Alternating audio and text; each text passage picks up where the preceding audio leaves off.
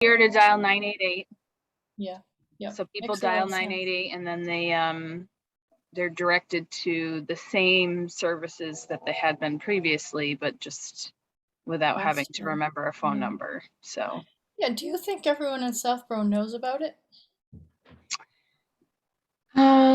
well, probably not, but it's hard to reach people right now. We're actually not doing much in the way of advertising for that reason, but probably will as it gets closer to the return to school, because so many people. My Southborough?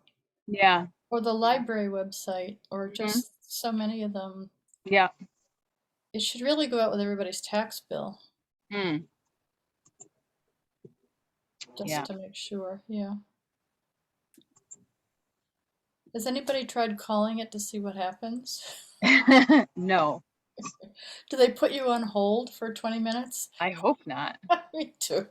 That would be so bad. Anyway. It would. Do we have a quorum? We just do. Okay. Just make sure that Susan can see and hear us.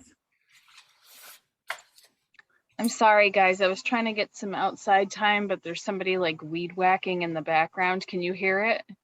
No. No. Okay, great. Because I don't want to go back inside.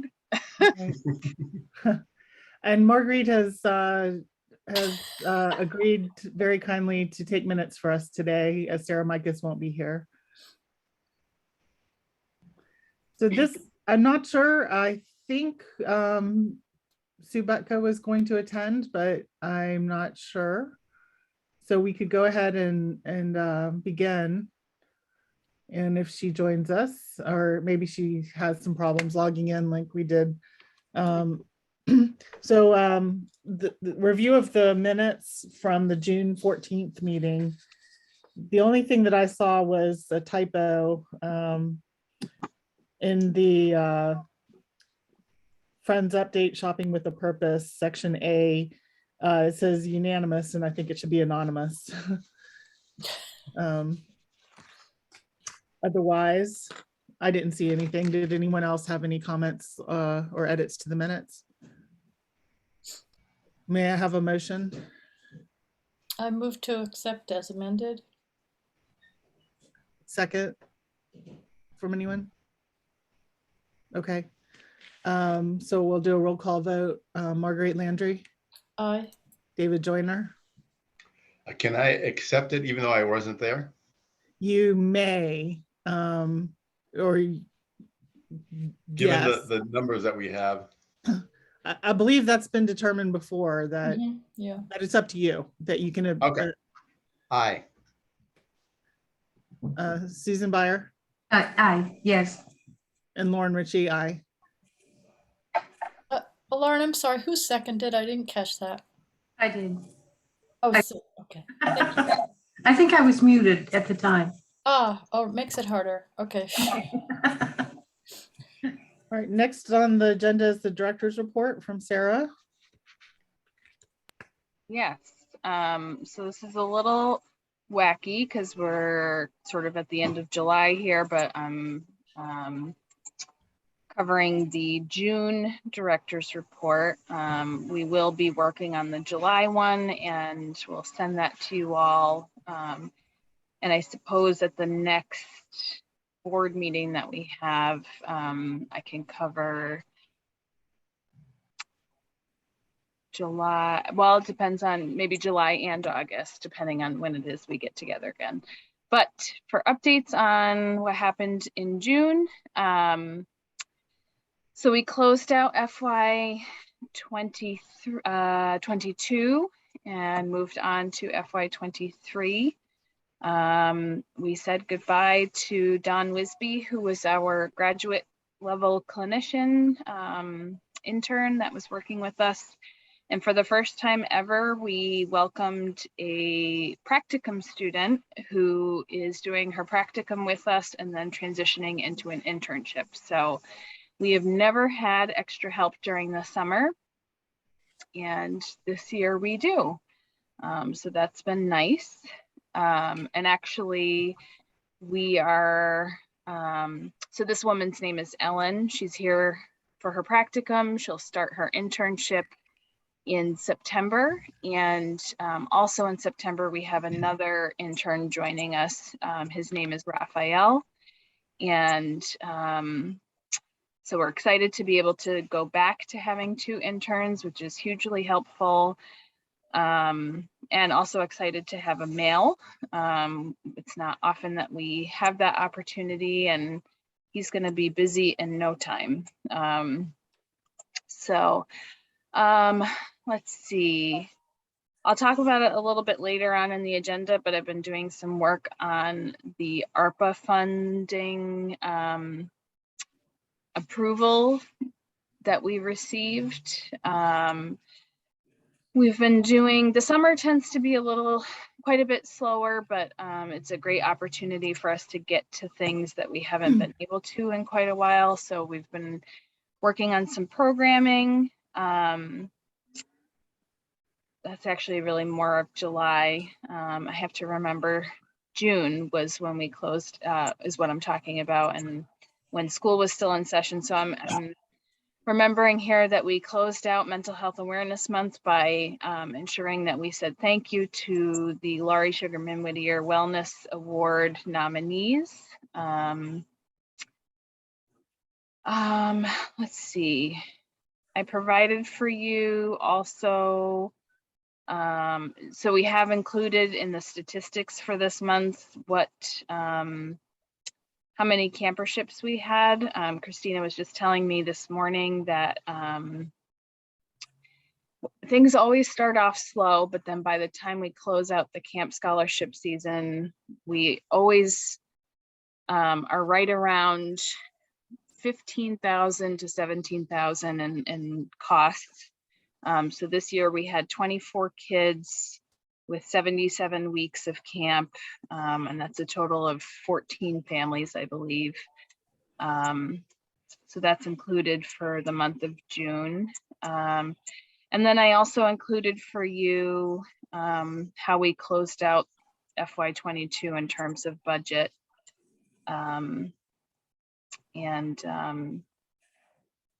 Not a ton of strategic plan updates for the month of June. Some more of that for July for sure. But some pieces there. So without reviewing everything that's written there, I don't know if there's any specific questions people have.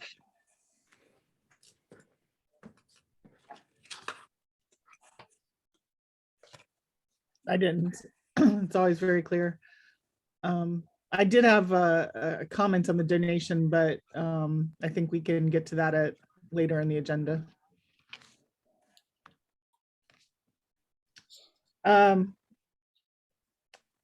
Anything else? Okay. We're gonna table the Friends report as Sue was going to. Yes, go ahead. I couldn't find the screen. I did want to highlight the weed whackers getting louder, sorry. And now there's a dog barking too. I can't win. I'm out here to avoid the noise of my family. The interface report, what I did not highlight, just going back and looking at the agenda. So we received we get a report twice a year from Interface. It's kind of done at unusual times. It's December through May versus January through June. At any rate, just to highlight that we had our highest number of use for that amount of time. We had 43 successful referrals. Things are a bit complicated. They added some information to the interface report to sort of highlight what those numbers mean. They may have served many more people than are listed there because people are at various stages of being helped. And some people have called but not moved forward with the process. So these are the people that they have successfully helped with referrals or a match to a provider.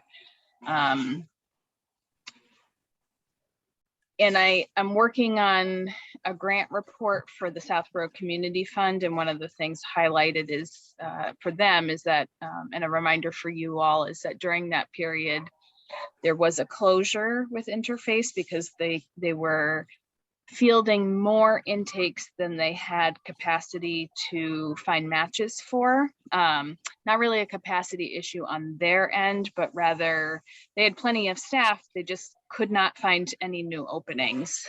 So they paused for a 3-week period, any new intakes. So it was a particularly busy 6-month period for Interface and continues to be.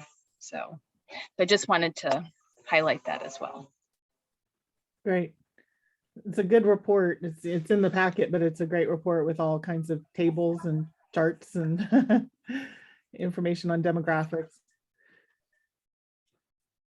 So we'll move to this strategic plan for the Southborough Youth and Family Services, and part of that was to strengthen the Youth Commission. There were several aspects of strengthening the Youth Commission that were recommended, and some of them we've done, such as the writing the new board member job descriptions. We have some of these, they're not exactly a check the box and move on kind of thing. It's an ongoing process. So something like identify and access training opportunities. There's leverage input and outreach assistance, determine where volunteers can help with programs, and differentiate the role of Youth Commission board members from the role of friends of the Southborough Youth Commission members. And then lastly, there's actively recruit new members with specialized skills and experience. And that relates to the Youth Commission vacancy. So maybe we can start with the Youth Commission vacancy that we have right now. We have one open vacancy position, and that has been posted on the Town of Southborough's webpage. One of my thoughts was to post it on the Facebook Southborough Share and Care for the community. I could do that, or I don't know if Christina is able to do that now. One of the two of us could do that. I noticed that Southborough, mysouthborough.com had a recent description of many vacancies, but that one didn't seem to be included for some reason. I think it just got missed. Any other thoughts on getting the word out that this vacancy is available and open for applications?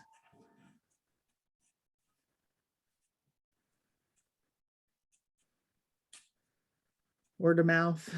The library website, not the library website, the library newsletter, they push it to a lot of emails every week. Maybe, Sarah, you and Ryan have a good relationship. You might be able to, ask for a couple lines and a picture somewhere on that. That's a good idea. I assume most of you get that. Most of you receive that. I don't. I just have to go to the library. Well, maybe I do. It's not the Wowberry, is it? Yeah, it is. That's the Wowberry. Okay, I do get that. Okay, so maybe something on that, because I think Ryan is fairly thorough and saturating the town with his very good information. So maybe he could pop it in there. Can you guys hear me? I just put headphones in. The other thought too would be to share it through Recreation. I could ask both of those guys, Tim Davis and Ryan Donovan, if they wouldn't mind sharing the posting. And Lauren, I can ask Christina to share the information so we can share things as Southborough Youth and Family Services on that on that particular Facebook group. So okay. I can ask her to do that. That'd be great. I think a lot of it does get seen by quite a few members that access Facebook at least. Right. What methods have we used to get members in the past? I know for myself, it was kind of a targeted approach where someone recommended my name to you, Sarah, and then you reached out to me directly. And I was actually talking to Sam this past week, and he said that that's a similar thing that they do for other openings. They kind of do a sort of the residents of the town and their employment, and they see, hey, this might be something that relates to this particular committee, and maybe we might do some direct outreach to folks like that. So some kind of targeted approach may be good. And I don't know, again, I don't know in the past what other methods have been successful in bringing others in. I'll be honest that I think one of the reasons this is part of the strategic plan is that it hasn't been very strategic in terms of recruitment. It's kind of been, hey, does anyone have a friend who might be interested? Or, you know, we've just known somebody who might be, you know, a cheerleader of the department, or but in terms of recruiting people with specific backgrounds or skill sets, we haven't done that as much. So I do like that idea. I know that Jim Hegarty has shared with me in the past. He has a listing of people by profession. I forget how or why I had that information, but I'm sure that's something we could get again and really see, you know, who might be in social services or who works in the mental health field, or, you know, something like that. Something related, something similar. Yeah. Connected. Yeah, that's a nice thought as well.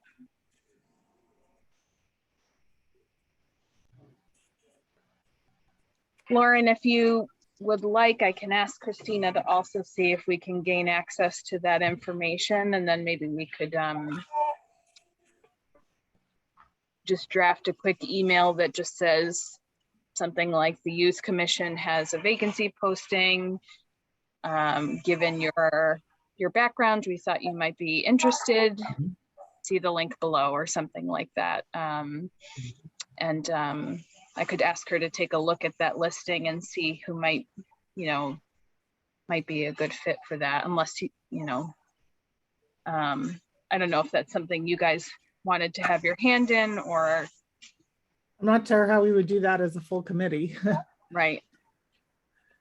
I think the process you've outlined seems reasonable. Does start once you start it. If there's a, go ahead. I've looked at Jim's list for other things, and sometimes I think like it was for another committee that I was on, and the list was a very broad brush. Mm-hmm. It had engineers, and when I looked, it was all the way from software engineers to landscapers. So it was kind of, it wasn't finely tuned in terms of who you got. I don't know. Right. Maybe we can take a look at it as far as relates to mental health fields, Yes. or social service fields, and to see what information we can get from that. Yeah, because you might get someone who describes themselves as a director, Mm-hmm. and they're like either the director of, you know, a psychiatric unit or a symphony orchestra. It's kind of hard to sort it out. Or maybe a musician would be a good we could use music in this group too. Absolutely. I know. No, I know that as I mentioned, things are a little slower for us in the summer, and that's been especially true for Christina. So I know she's looking for some additional projects to work on. I think that if we have some preliminary information. Maybe she can put her detective hat on and try to do some searching on the internet to find out more about folks, to see if there's, you know, not to be spying on people, but just say director of what, you know, and maybe that will help fine tune our targeted approach. So I think that she would have the bandwidth to be able to help with that. That seems like a good use of time right now, because we are one down. Yeah. Okay, I will ask her to work on that. Any other comments on the vacancy? So maybe we can just spend a few minutes looking at these other bullet points, if you all have them in front of you for the agenda. The identify and access training opportunities. We were looking at open meeting law training for our board. I know that a number of us have attended Southborough Youth and Family Service training opportunities as they've come up. I'm not sure if anyone has any additional recommendations for training opportunities for us. I'll just recall a previous conversation that someone, I don't even remember, this probably come up a few times, but that an orientation of sorts for anybody newly joining the board, one that includes sort of an overview of that written statement that you all came up with. I think a lot of people do this before joining the board, but an opportunity to learn more about the department in depth. You know, I know Dave and I sat down for a good chunk of time and talked about what we do. I think that was prior to deciding to join the board, which makes a lot of sense. You know, you want to know, you know, who you're advising before deciding to join. And it was really helpful, by the way. So I would sort of agree that would be a great thing for someone new joining the board, to get that kind of orientation. And also for myself, the reading the strategic plan and seeing some of the videos in advance, I think of the previous meetings and your presentation, Sarah. So I think all of those things kind of do a great job of helping orient someone on what the commission does and what its potential is. Yeah. So it feels like orienting somebody to the Youth Commission, specifically to Youth and Family Services. And I think I admittedly I've been working for the town since '07, still feel like my understanding of boards and commissions and open meeting law and what it means to be a board member and what you can and can't do and what, you know, so Marguerite's laughing. I hope that means that she agrees and understands what I'm saying. Is that what you were going to say? No, I was going to say, yes, it's Jim Hegarty is amazing. He'll answer the phone at any hour of the day and night, practically. If you're not sure, you can email him and say, can I do this legally? Thank you. Right. Hi, Sue. Hi, guys. Sue. Sorry. It's okay. So that might be an additional, you know, training opportunity, is for the Youth Commission to formalize, you know, what would be an onboarding process for somebody new.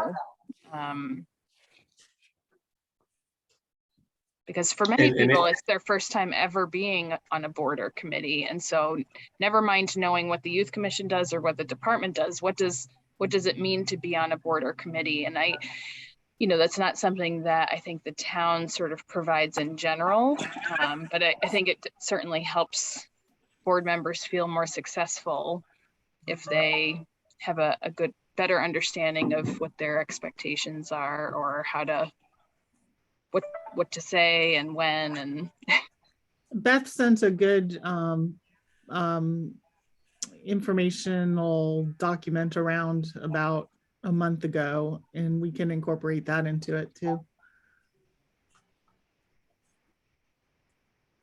And Sarah, you also mentioned my own recruitment process, and I think that the going down to meet the team, the staff, and hearing about the department was very helpful, and maybe that relates to the open position as well, in terms of if you have someone who might be interested, that I think that was a very powerful sales tool.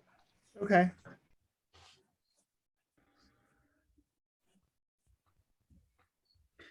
So I took notes on that, and I'm sure Marguerite also has that for the minutes, but okay. Oops, I have a train coming through. What is this tonight? I know. I was gonna say the guy next door stopped weed whacking, so, but now the train's coming through at Lauren's house. The public safety building's really nice. You just weren't there, but sorry guys about That's that. okay. That's all right. Sorry about that, Susan. It's my fault, my fault. So maybe for the next meeting, an agenda item, we can write out some of this in a formal way, or at least a checklist for onboarding, and gather some of that into an onboarding packet and present it to our committee or to our commission. Okay. Leverage member input and outreach assistance more often. Sarah, can you comment on what that's really getting at? The context for that. Yes, context. So I think at the time, when Sue was part of the strategic planning committee. So Sue, if you recall anything, please feel free to chime in. But my recollection was that we felt as though we had a group of people at our fingertips that we weren't utilizing to their skills and their support and their passion to the fullest extent we could.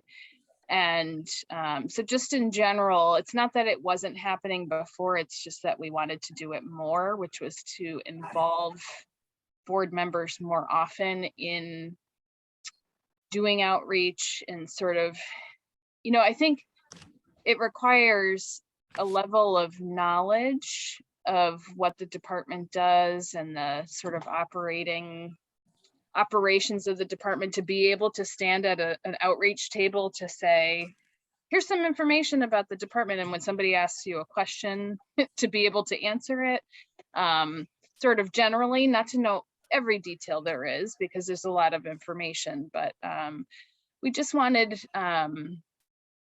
board members to feel more confident and comfortable with being able to be ambassadors of the department and be able to say, this is what they do, this is what they don't do, here's who to call. And, and some of you might be sitting here hearing me say that and say, I don't know that I would feel fully comfortable with that. And that might speak to, something that I need to do more regularly, which is to do like a. It also might be a training opportunity. Yeah, I was just going to say that. Yeah. Yeah. To say, all right, let's train ourselves on doing a role like that, being ambassadors and kind of running through potential questions and how to answer them, and having a brief script, that kind of thing. So that might be something that we could do jointly, because I would put myself in that group. Sure. Yep. And I don't want to ask of anybody to be knowing the ins and outs, but at least, sort of feeling comfortable with an elevator pitch of sorts, or, a high level overview.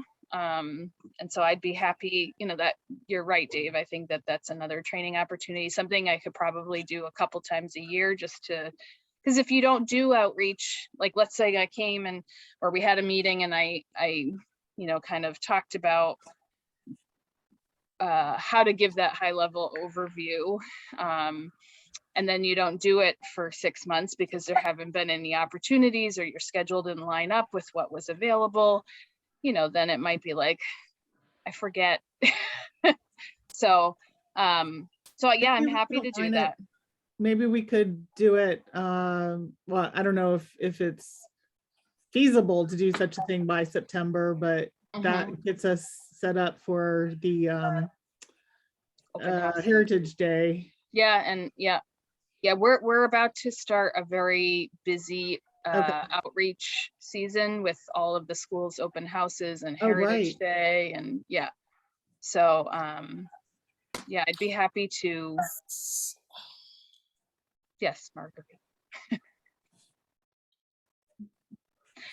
I shouldn't have called on you. That's Lauren's job. My bad. No. I think that this goes to one of the core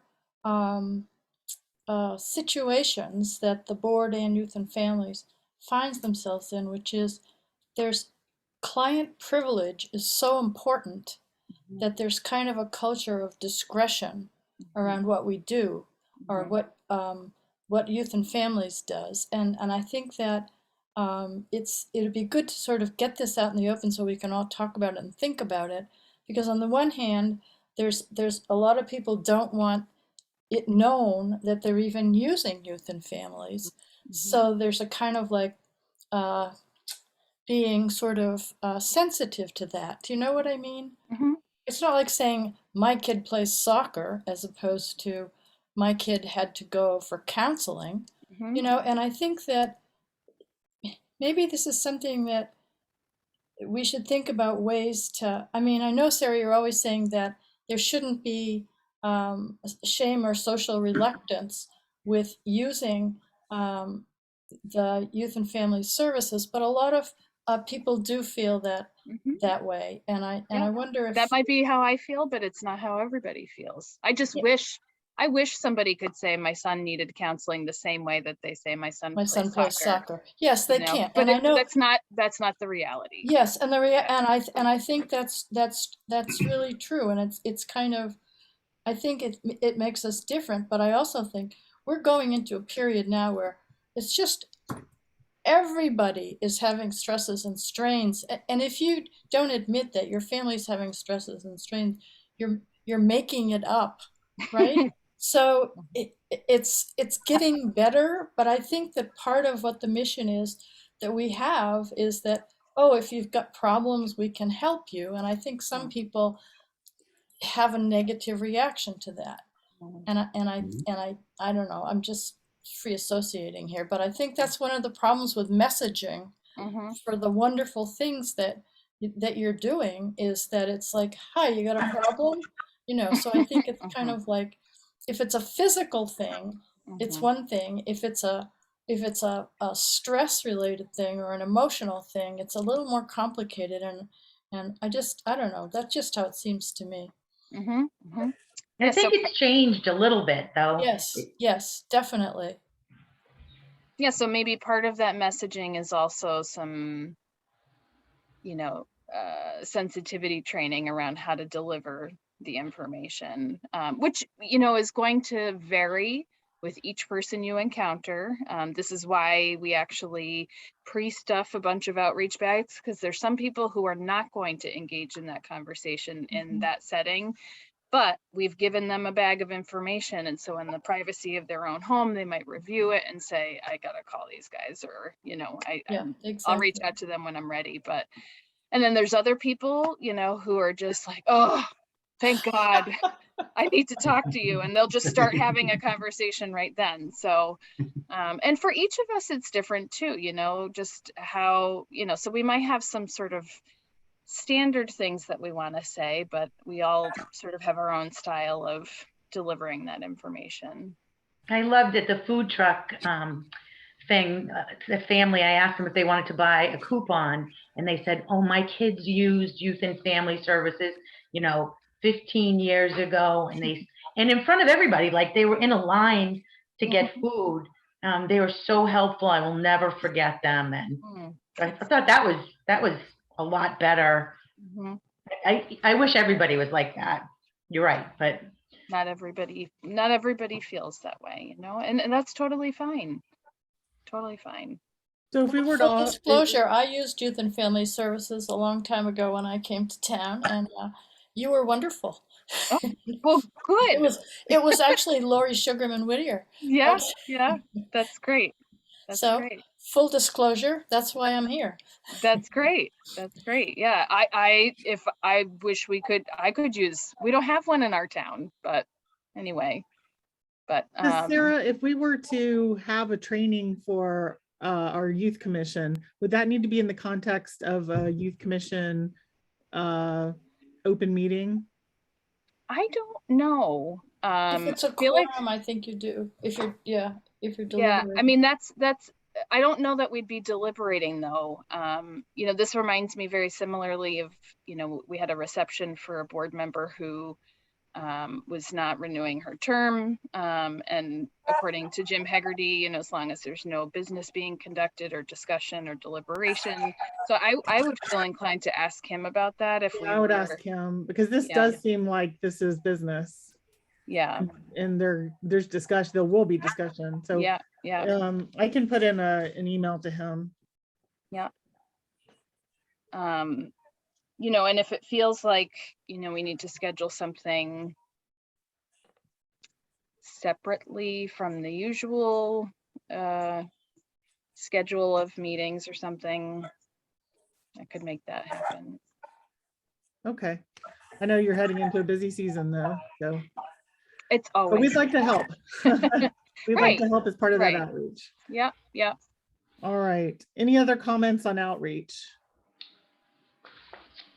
I think as far as we're volunteers, and I assume that means the board members can help with programs. That's again mostly outreach. And is anything more to that?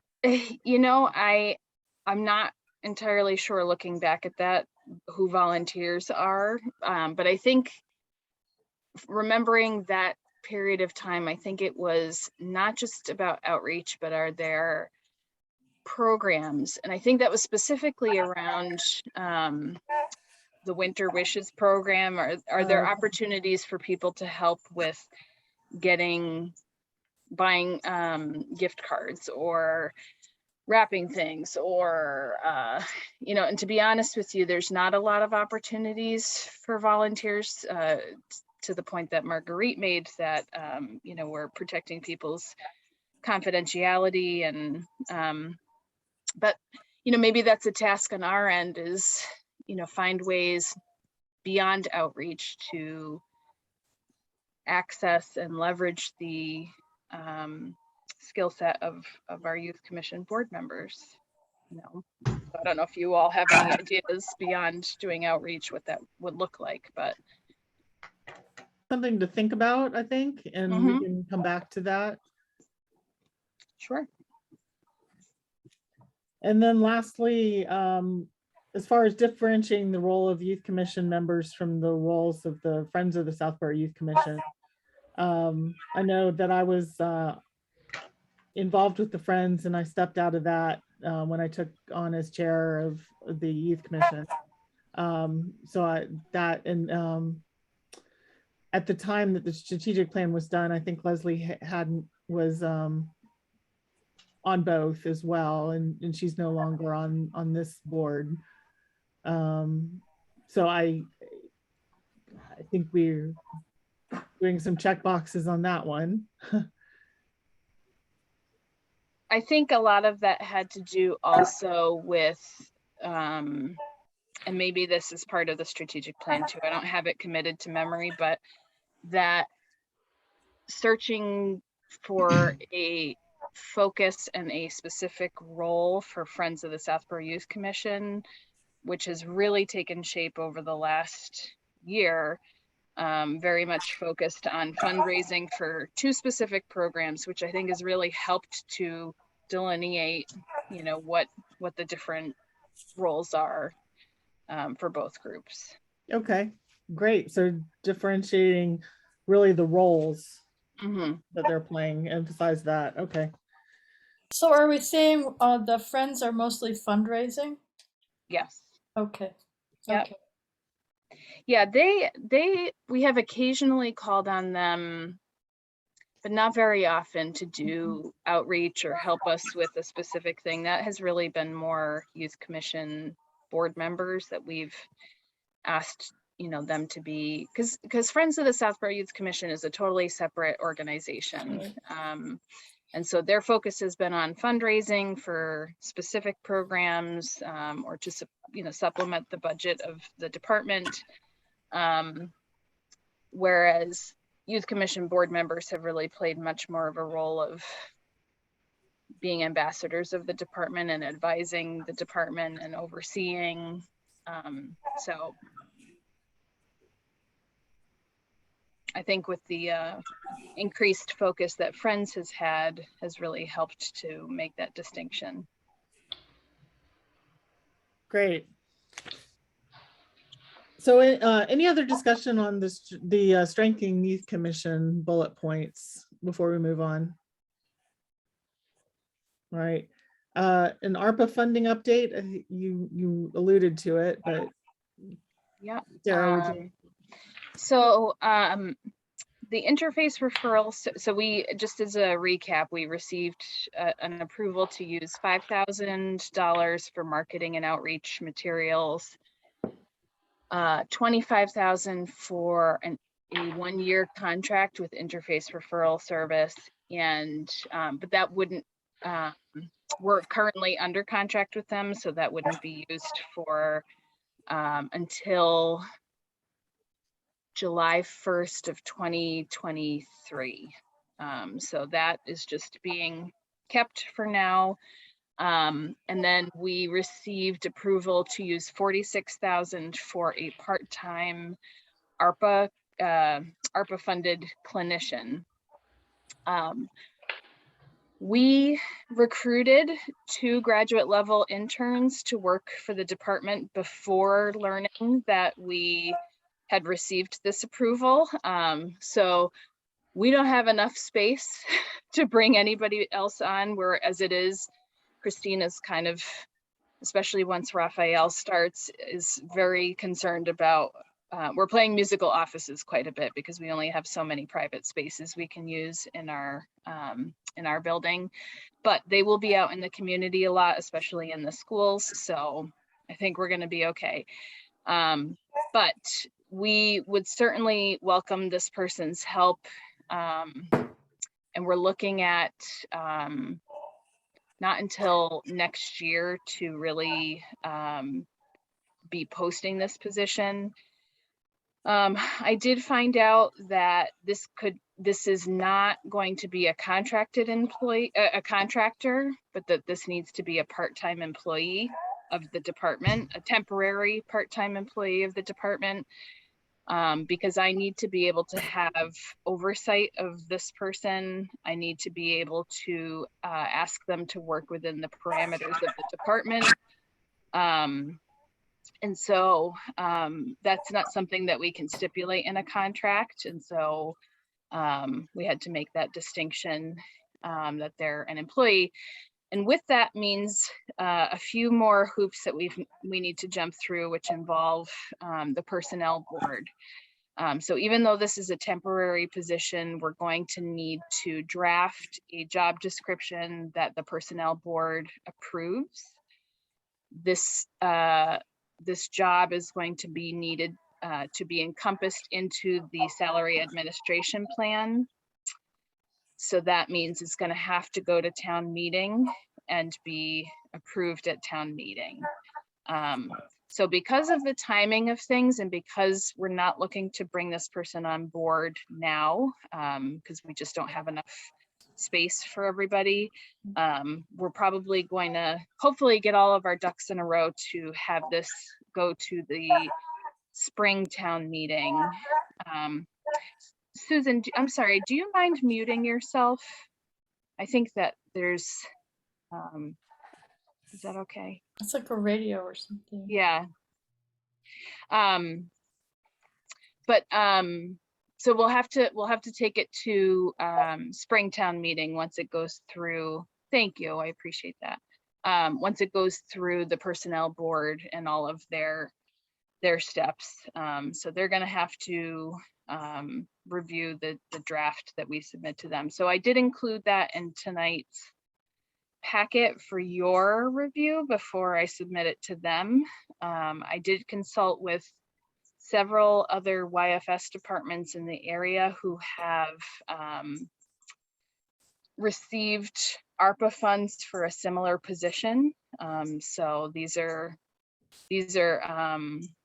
job descriptions that have already been sort of reviewed and vetted by other towns, but wanted you all to have a chance to look at it to see if you had any feedback for me before I send it over to the personnel board for their.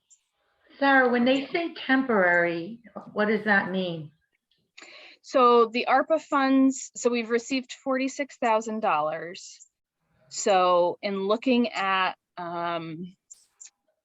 what the competitive rate would be for a part-time clinician, we were hoping to have this person over the course of 2 years. Okay. So I created a job posting or a job description that basically said this person would be working with us for 12 hours a week. I don't have it right in front of me. Does anybody else have it? And I forget. I printed out everything. I gotta see if I can. It's an hourly rate. Grab it quickly here.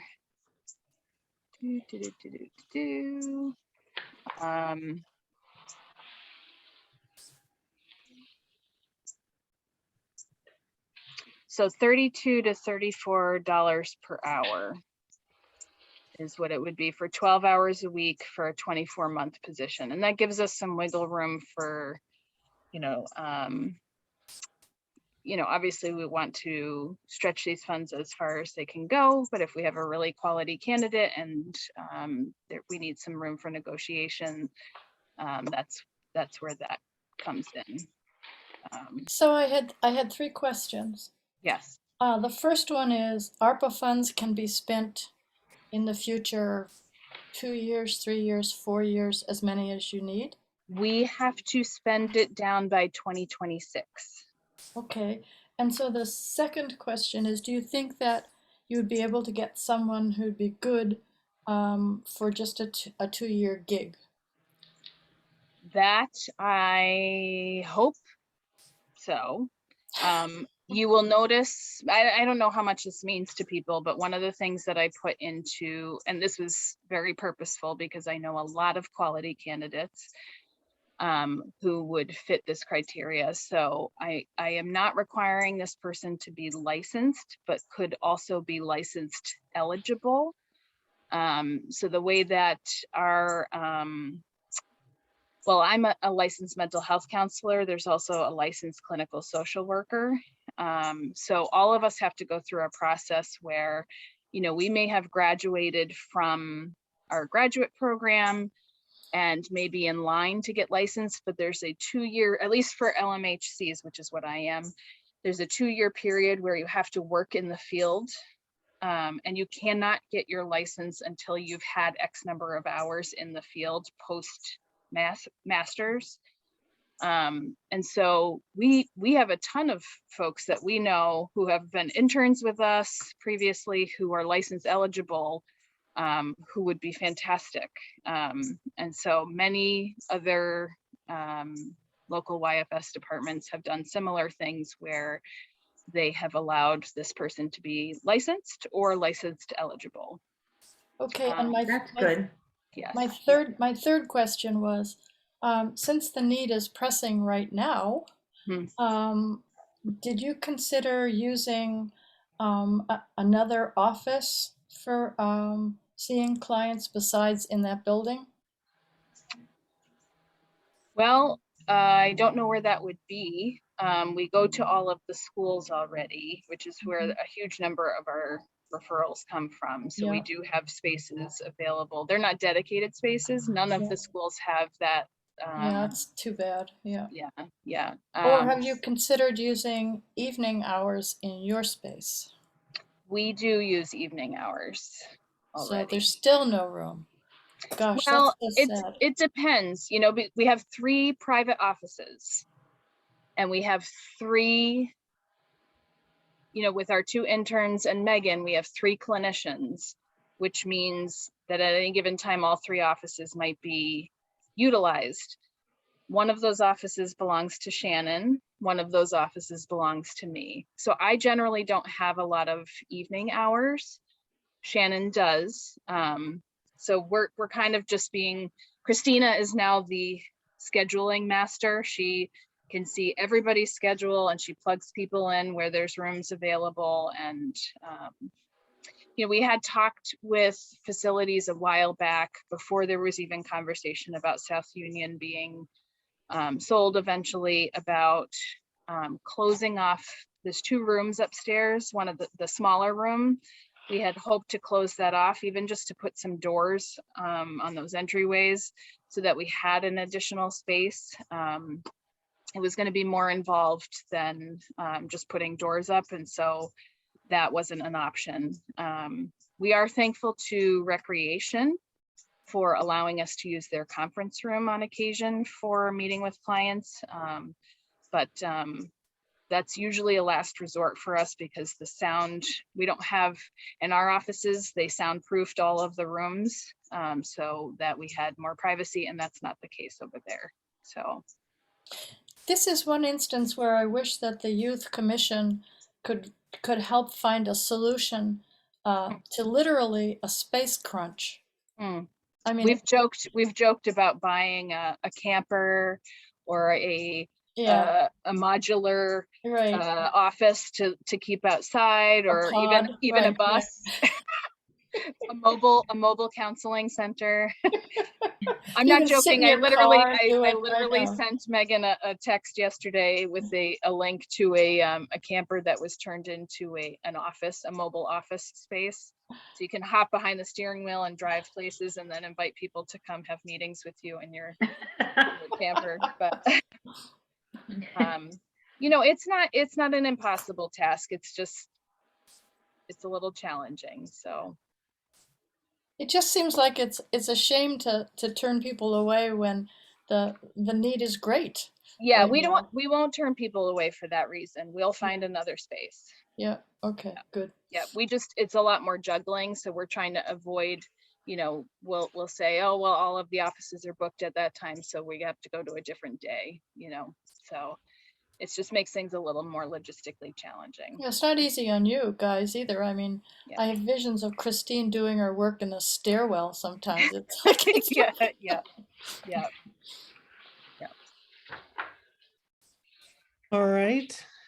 Any other comments on ARPA funding?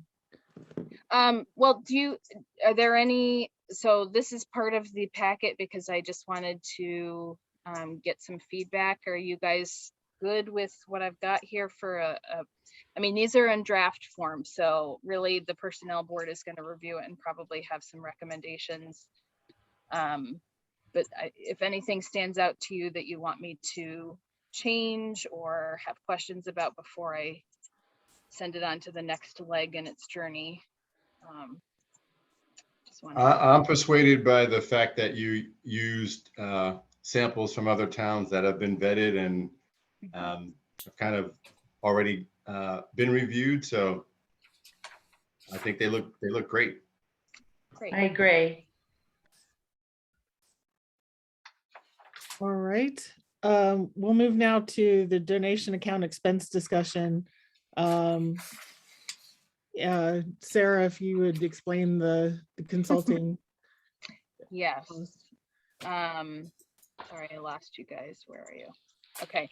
So math is not my forte, apparently, and I've always known that, and I should just rely on others to do this for me, I guess.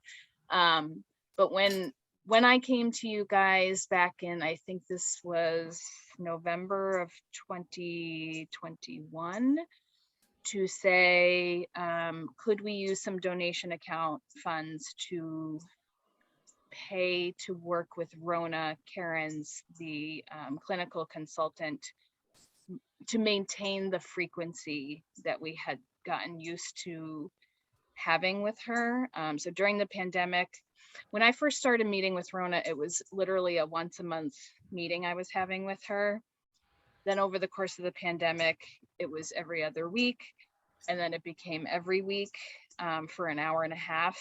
And then there were also times where we had to contact her in between meetings. And really, her services have been critical for many reasons. But just generally speaking, it's another layer of security and making sure that we're making the most sound decisions when supporting residents, especially in circumstances where safety is concerned. And so she's a very experienced clinician, has many years experience, and consults with a number of other youth and family service departments. So every other week she provides me supervision for my caseload and for my position specifically. And then on the off weeks, we meet with her for consultation. So everybody, all of the clinicians in our department, that includes our interns and Megan and myself, we all get together with her and we review cases. And As we a follow group? as a group. Yep. Okay. Yep. So we follow up on things that we previously talked about and we bring new cases before her. She helps us review assessments and safety plans. So she's been really become a critical asset to our team. Anyway, we had begun during the pandemic to meet with her at a much higher frequency every week for an hour and a half, and had asked our budget had passed, and we found that we really needed to continue that level of frequency, and had asked you all if we could use some donation account funds to maintain that, and you had said yes. Well, what you had approved, or what I asked for at the time, was $900 short of being what we actually needed for FY22. And I apologize because I did not catch it until things have been a little hectic. It's not an excuse, but I wish I had caught that sooner. So I'm coming back to you now after the fact to ask for your approval to use another $900 from the donation account to pay Rona for closing out FY22. And Sarah, I just took a look at the donation account. We're starting with 5,737, and in the packet it delineates all the expenses that are earmarked already. It looks like if you include an additional 900 for Rona, and then what's not on here is I think about, was it 900 or 950 for the computer? That's also earmarked for that. Yes, we haven't moved forward with that yet. Yeah, I just took did a quick calculation that it was $1,398.07 left after all of that is taken into account. So we still have that room to play with. Mm-hmm.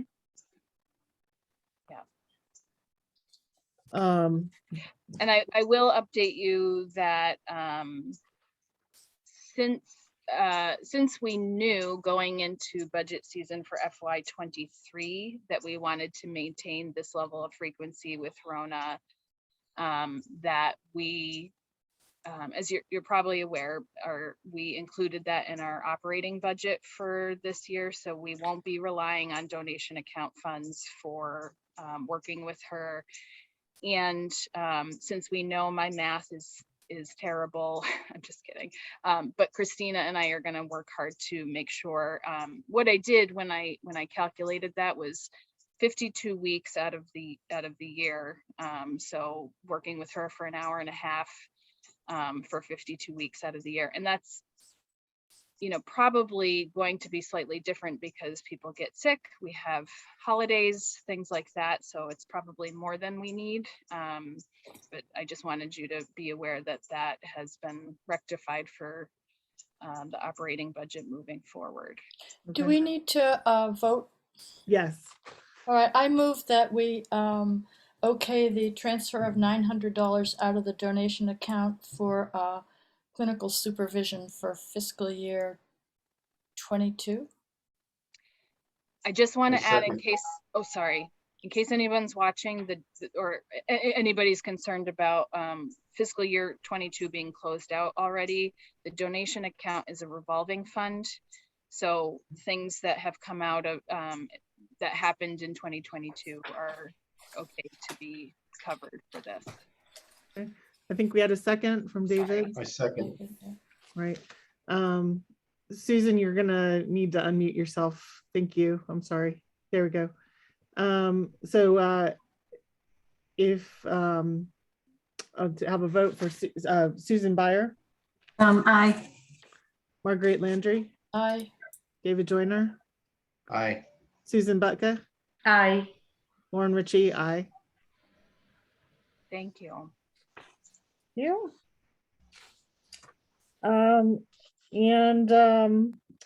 Next on the list is Zoom meetings. We keep bringing it up every single. So what we're doing now is kind of a midsummer meeting. We had our June meeting, and then this meeting will take us through August unless there's a pressing need to have one, but with different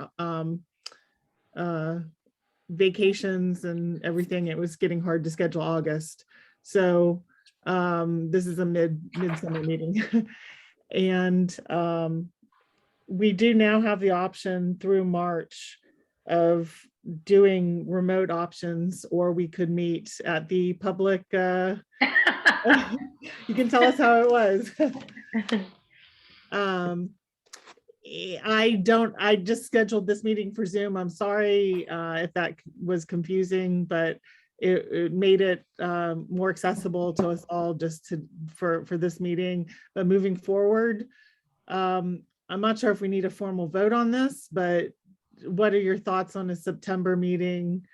Would you like to meet in person and just go from there in person, or are we good with Zoom for as long as we can ride the Zoom train?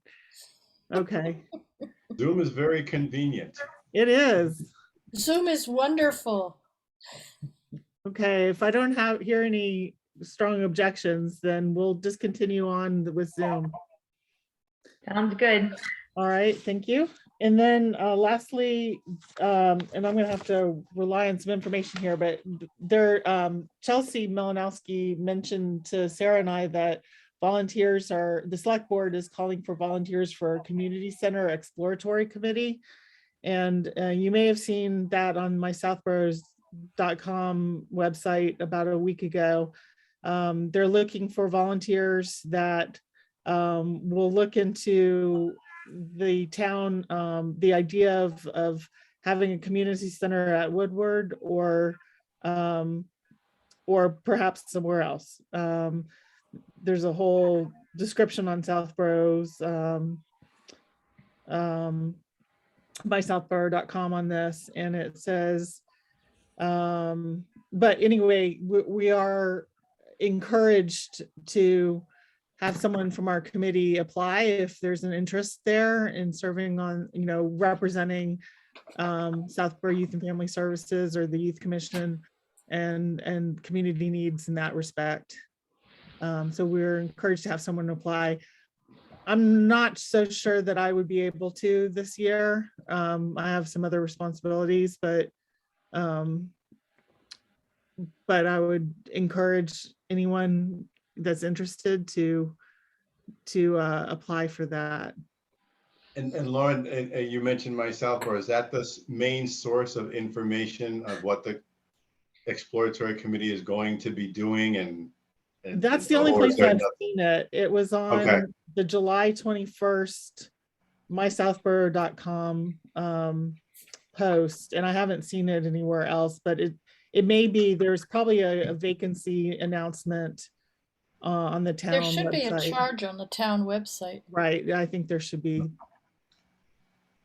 I think if you look under boards and committees and go to that one if it's up.